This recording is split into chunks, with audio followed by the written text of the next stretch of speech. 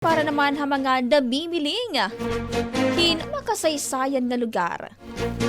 Of course, diriton mapaoriton Calbayog City. Pero ano nga ba iton may adha Calbayog City? Ano tara? Obdan tahi Brigada Siyam Kuasta para itong Delightful Philippines.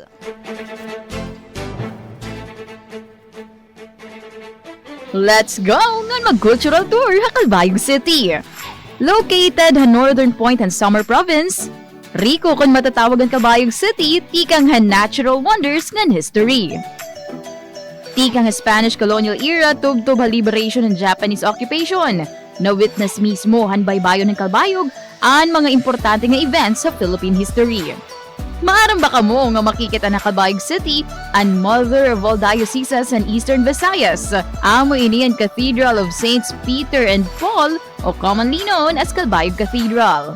Gintukod ang cathedral didahan 1910 kundi ginbutangan ang Ecclesiastical Foundation didahan April 10, 1910 ni Pope Pius X.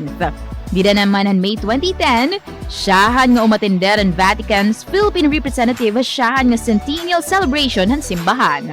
Labot lahini, didahan April 11, 1970, ginabrihan ng Calbayog City an Archaeological Museum and Research Center at Christ the King College. Ini, ang pinakasyahan nga museum nga nag-abri, nga nag-uusahan nga museum nga nag-ooperate sa Summer Island.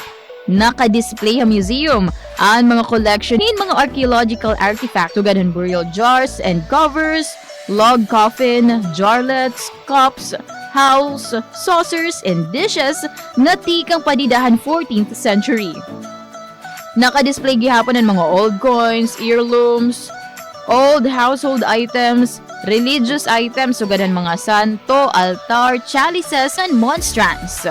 Popular gihapon na syudad ang Nihaga Park nga nag-host handuro dilain nga important cultural and political events didahan nakalabay nga mga panahon. Ginngaranan ang parke ni Benedicto Nihaga, usa nga kalbayog noon nga ginkonsidera nga bayani mahuman niya i-execute kaupod ang 12 pa nga patriots didahan 1897 tungod sa pagkakadabihan katipunan movement. Ginkilala gihapon na Philippine history como 13 Martyrs of Bagong Bayan. Since busog naman kita in historical information about Calbayog, pahabnaw naman kita. Tara beach! Kilala gihapon kasi ang Calbayog ang mga stunning beaches sugadhan Malahog Beach.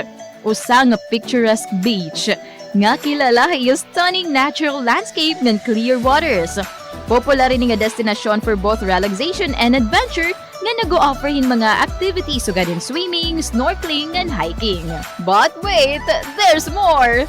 Kayo sa gihapon ang Calbayog City may best delicacies in summer. Ang local version ng crispy shrimp fritters nga paru-pareho hadtuhan Japanese tempura. Makakakita gihapon ng crispy snack ang mga food stalls sa Imelda Park han Calbayog City Center.